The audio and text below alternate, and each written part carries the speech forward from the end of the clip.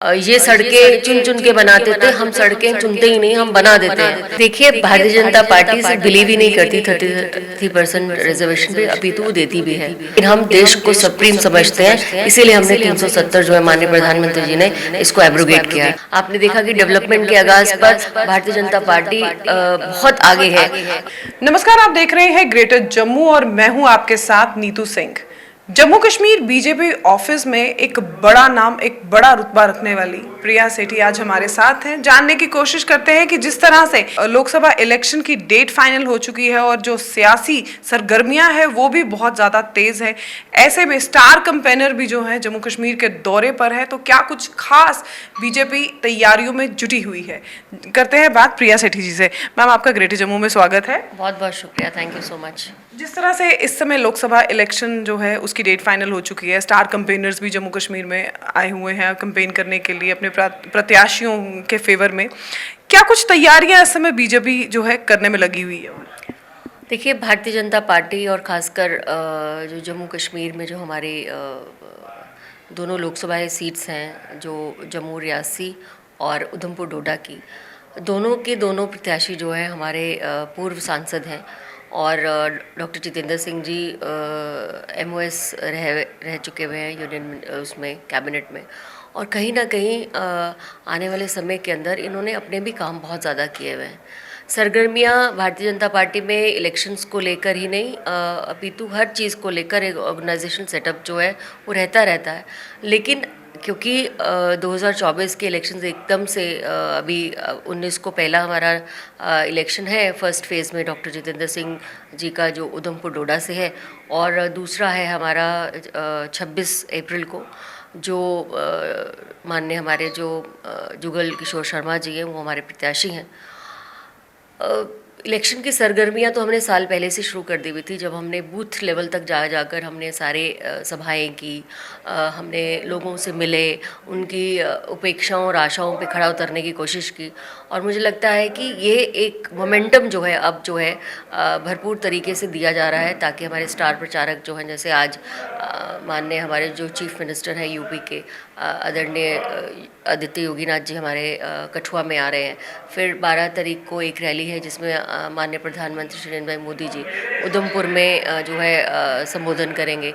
इसी तरीके से बिलावर बसोली में भी शहनवाज हुसैन जी वो भी रहेंगे, और कहीं ना कहीं हमारे जो गृह मंत्री हैं जिनके बहुत ही एक मुझे कहते हैं स्ट्रॉन्ग डिसीशंस जो भारतीय जनता पार्टी के रहे हैं, उसमें सूत्रधार जो रहे हैं 370 को हटाने में, ऐसे हमारे गृह मंत्री अमित शाह जी हमारे बीच में रहेंगे। 16 तारीख को जम्मू में खासकर जानीपुर एरिया के अंदर वहाँ उनकी एक बहुत भव्य रैली है। इस तरह से स्टार कैंपेनर्स का आना और हम सबको यानी कि कार्यकर्ताओं को कहीं ना कहीं और ख़ासकर जो कार्यकर्ता तो है ही हैं, लेकिन आम जनता जो है उनके समक्ष अपना जो इस 10 साल का कार्यकाल के अंदर हम लोगों ने काम किया है, हम लोगों ने जो जिस तरह से अचीवमेंट्स हुई हैं, जिस तरह से माइलस्टोन्स जो है अचीव किए गए हैं हर एक क्षेत्र के अंदर, उसको कहीं ना कहीं हम उजागर करेंगे। और मुझे लगता है कि इनके आने से भी एक जो है जम्मू कश्मीर को ताकत भी मिलती है, और हमारे एक इलेक्शन जो मोमेंटो है उसको भी आगे बढ़ा दिया जाता है।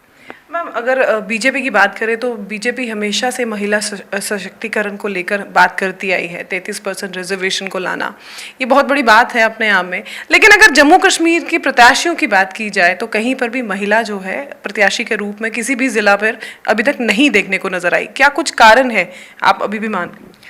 देखिए, भारतीय जनता पार्टी सिर्फ बिलीव ही नहीं करती 33% रिजर्वेशन पे, अभी तो वो देती भी है। अगर आपको याद ना हो तो मैं आपको याद करा दूं, राजनाथ सिंह जी जब हमारे अध्यक्ष होते थे, राष्ट्रीय अध्यक्ष होते थे, उस समय 33% आरक्षण हम लोगों को ऑर्गेनाइजेशन में मिला था।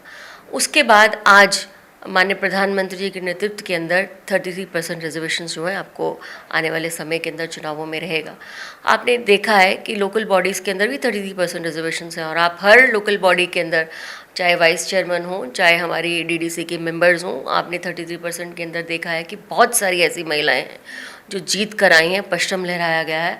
और कहीं ना कहीं भारतीय जनता पार्टी के नेतृत्व के अंदर, श्री नरेंद्र भाई मोदी जी के नेतृत्व के अंदर बहुत सारी बहनें, पढ़ी लिखी बहनें, कोई लॉयर्स हैं, कोई एमबीए है, कोई इंजीनियर्स हैं, इस तरह की बहनें जो हैं आज डीडीसी के इलेक्शंस में आए हैं या पंच सरपंचों के इलेक्शंस में, इनमें जीत के आए हैं। और मुझे लगता है आने वाले समय के अंदर जिस तरह से 2029 में आपके लोकसभा के इलेक्शंस होने हैं, उसके अंदर जो है भरपूर तरीके से जो है महिलाएं आपको नज़र भी आएंगी।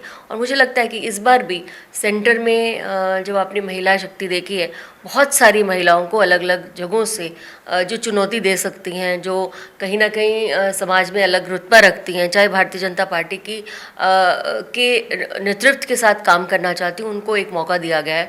आपने अभी देखा है कि हैदराबाद की एक बहुत ही अच्छी एक बहन उसको मिला है जो सोशल वर्क करती थी। और कहीं ना कहीं मुझे लगता है कि महिला नारी शक्ति को हमेशा से अग्रसर रखते हुए ये सरकार भी चलती है। और नरेंद्र भाई मोदी जी के उनके लीडरशिप पे मुझे लगता है हर महिला जो है अगली पंक्ति में खड़ी हुई महसूस करती है। जब भी देखा जाता है कि इलेक्शंस का दौर आता है तो एक त्योहार का माहौल बन जाता है, एक उत्सव का माहौल देखने को नज़र आता है। 2019 की बात करें तो जब लोकसभा चुनाव की बात की गई तो उस समय बहुत ज़्यादा कैंपेनिंग करते हुए नज़र आए हर पार्टी के जो मेंबर्स थे। लेकिन इस बार वो माहौल जो है कहीं ना कहीं फीका पड़ गया है। क्या लग रहा है, क्या कारण मानती हैं आपकी यहाँ पर इस समय जो वैसे किस्म के प्रचार नहीं हो पा रहे? देखिए, भारतीय जनता पार्टी की दोनों ही जो हमारे कैंडिडेट्स हैं, आदरणीय डॉक्टर जितेंद्र सिंह जी और आदरणीय जुगल किशोर शर्मा जी, वो जिस तरह से कैंपेनिंग करते हैं, एक एक मैं देख रही हूँ कि एक एक दिन के अंदर कम से कम 16-16, 17-17 उनके प्रोग्राम्स होते हैं। और जिस तरह से आपने देखा कि जब उनका नामांकन हुआ जुगल जी का, तो बहुत ही अच्छे भव्य तरीके से हमने देखा कि वो पूरा शहर जो है एक सम्मिलित हो गया। आपने देखा कि किस तरह से डॉक्टर जितेंद्र सिंह जी का जब नॉमिनेशन था तब भी, और अलग अलग जगहों के ऊपर भारतीय जनता पार्टी तो बहुत उत्साहित है, क्योंकि उसको पता है कि हमारे कैंडिडेट दोनों जीतेंगे। और हमारे कार्यकर्ताओं को भी लगता है, कार्यकर्ता भी बहुत उत्साहित है। लेकिन जो दूसरा पक्ष है, कहीं ना कहीं जो कांग्रेस का पक्ष है, वो हताशा है उनके पक्ष के अंदर। उनको लगता है कि जो भारतीय जनता पार्टी ने प्रोमिस किए, आपने देखा 317 हटाने का प्रॉमिस 2014 में किया गया, आज 2024 के इलेक्शन में लड़ रहे हैं, वो हो गया। आपने देखा कि जिसने 370 हटाने की बात कही गई वो हट गया, आतंकवाद के ऊपर नकेल कसने की बात गई वो हट गया, टूरिज्म को कहीं ना कहीं ऊपर एक अच्छा एक मापदंड देने की बात कही वो हो गया। आपने देखा कि डेवलपमेंट के आगाज़ पर भारतीय जनता पार्टी बहुत आगे है। ये सड़कें चुन चुन के बनाते थे, हम सड़कें चुनते ही नहीं, हम बना देते हैं। कोई भी चीज़ देने के लिए सोचते थे, गरीबी हटाओ का नारा देते थे, लेकिन गरीबी अगर सच्चाई में हटाई है तो माननीय प्रधानमंत्री ने हटाई है। बहुत सारी ऐसी, अब मैं गिनना शुरू करूँगी तो बहुत सारी ऐसी योजना, यानी कि हताशा तो उनके पक्ष में नज़र आती है, कांग्रेस के पक्ष में नज़र आती है। मुझे लगता है कि दोनों के दोनों जो हैं, जिस तरह से 70 साल जम्मू कश्मीर के अंदर इन लोगों ने एनसी और पीडीपी के साथ गठबंधन में काम किया, और फिर लोगों को डिफरेंस नज़र आता है। ये कॉम्प्रोमाइज़ करते थे, हम कॉम्प्रोमाइज़ नहीं करते, हम कमिटमेंट करते हैं। हमें जो कमिटमेंट की हुई है लोगों के साथ, हम उस पर खरा उतरते हैं। ये एक दूसरे को सहयोग देते हुए बहुत सारी ऐसी बातें जम्मू कश्मीर में हो जाती थी जो देश के लिए हितकारी नहीं होती थी, लेकिन हम देश को सुप्रीम समझते हैं, इसीलिए हमने 370 जो है माननीय प्रधानमंत्री जी ने इसको एब्रोगेट किया है। तो ये चीज़ें हैं जो लोगों को दिखती हैं, कमिटमेंट हमारी दिखती है, लोगों के प्रति भी दिखती है, इस देश के प्रति भी दिखती है, और हर एक नागरिक के प्रति भी दिखती है। इसीलिए हताशा जो है वो दूसरे पक्ष में है। लेकिन कांग्रेस का ये कहना है कि जिस दिन रमन भल्ला ने नॉमिनेशन भरना था, हमारे साथ जो है जनसैलाब ज़्यादा था, जबकि युगल किशोर शर्मा जी के साथ इतना लोग नहीं शामिल थे उस दिन नॉमिनेशन की प्रक्रिया में। बिल्कुल भी नहीं, ऐसी बात नहीं थी। आप अगर आंकड़े देखेंगे तो हज़ारों की संख्या में जुगल किशोर शर्मा जी की रैली जो है हुई शहर के अंदर है, और ज़बरदस्त रैली हुई है। और आने वाले समय के अंदर जो 3-4 रैलियां भी रहेंगी, आप देखेंगे कि कहाँ कहाँ पर क्या क्या रहा है। बहुत सारे ऐसे कांग्रेस के कैंडिडेट हैं जो अब कहीं किसी मोहल्ले में गए, उन्होंने जनसभा करनी थी, लेकिन लोग नहीं थे, उठ के चले गए। इस तरह की भी न्यूज़ेज़ आ रही हैं। तो ये कहना कि जनसैलाब उनमें था और हमारे में नहीं था, ये आने वाले जो आपको 4 जून को जो आपका रिजल्ट आएगा, आपको पता चल जाएगा कि किसकी संदूकनियों में कहाँ से वोट बैंक पड़ा। मैम आखिरी में सवाल जानना चाहती थी आपसे, स्टार कैंपेनर्स आ रहे हैं यहाँ पर और जहाँ पर बीजेपी दावा कर रही है इस बार 400 के पार, तो क्या लगता है कि योगी आदित्यनाथ जी का आना और प्रधानमंत्री नरेंद्र मोदी जी का आना लोगों को 400 मतलब लोगों के अंदर वो दमखम भर पाएगा कि इस बार भाजपा जो है 400 के पार नजर आएगी? देखिए 400 और पिछली बार जब हमने कहा था तब भी हम जब हम पहली बार 2014 में जीत कर आए थे तो हमारे पास 282 सीट्स थी।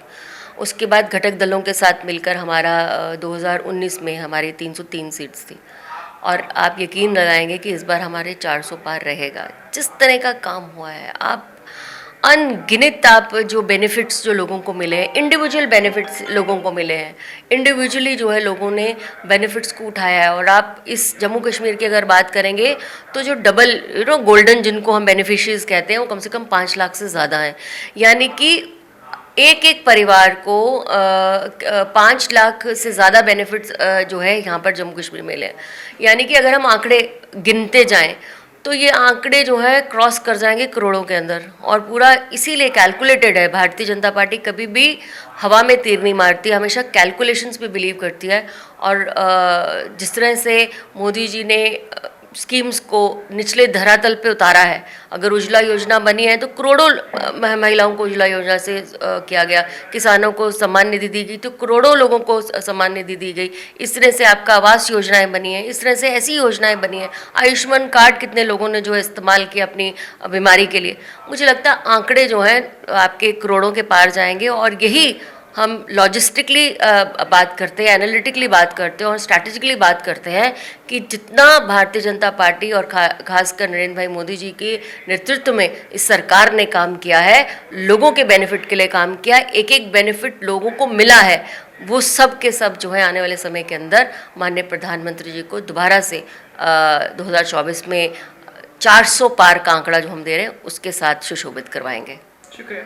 तो ये थी हमारे साथ प्रिया सेठी, जिनका ये साफ तौर पे कहना है कि बीजेपी हवा में तीर नहीं मारती, कैलकुलेटिव काम करती है। और जिस तरह से 2014 से लेकर 2024 तक लगातार डेवलपमेंट देखने को नजर आ रही है, तो इनका ये कहना है कि बीजेपी इस बार 400 के पार देखते हुए नजर आएगी। क्या कुछ कहना चाहते हैं इस वीडियो के बारे में कमेंट सेक्शन में कमेंट करके जरूर बताइएगा। तब तक के लिए मुझे दीजिए इजाजत। अगली अपडेट के लिए जुड़े रहिए ग्रेटर जम्मू के साथ। कैमरामैन अजय जाड़ू के साथ मैं नीतू सिंह, ग्रेटर जम्मू के लिए।